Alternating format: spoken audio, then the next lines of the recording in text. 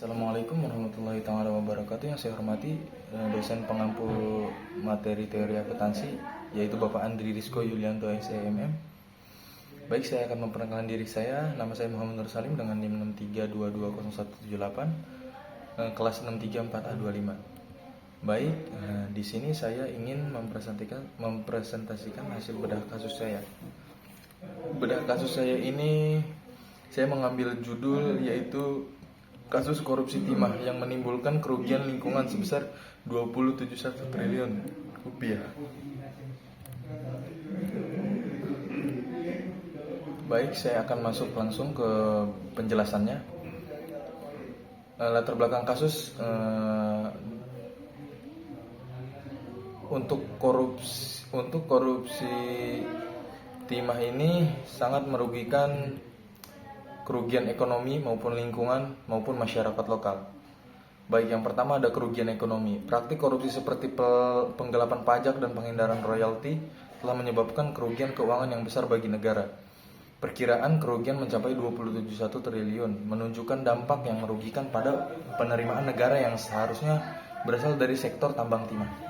Dan yang kedua, untuk dampak lingkungan bagi korupsi timah.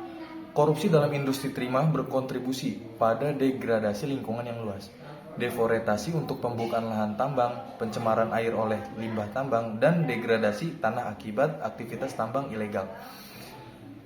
Nah, aktivitas tambang ilegal ini menjadi contoh dampak yang merusak ekosistem lokal, penurunan kualitas air dan tanah, serta hilangnya biodiversitas.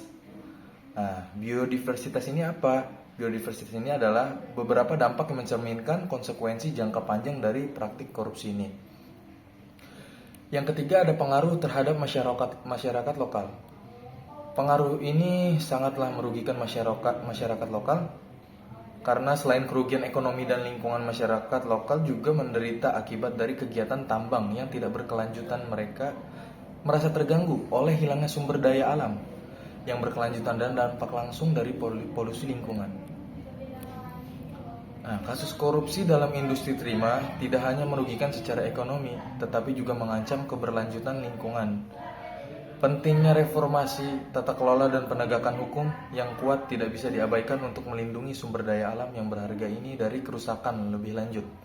Dan kasus-kasus korupsi seperti ini menunjukkan perlunya tindakan keras untuk memerangi korupsi di sektor ekstraktif seperti penambangan timah, serta perlunya meningkatkan transparansi dan akuntabilitas dalam pengelolaan sumber daya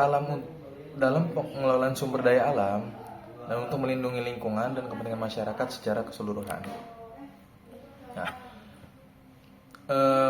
kita masuk ke penyelidikan dan penindakan. Kasus ini menyeret beberapa penjabat PT Timah, TBK, dan pengusaha yang terlibat dalam korupsi penambangan ilegal. Penyelidikan dilakukan dengan bantuan citra satelit dan lapangan untuk mendokumentasikan kerusakan yang terjadi. Hasil penyelidikan menurut sebagian besar lahan yang digali merupakan kawasan hutan yang seharusnya dipulihkan dengan reklamasi.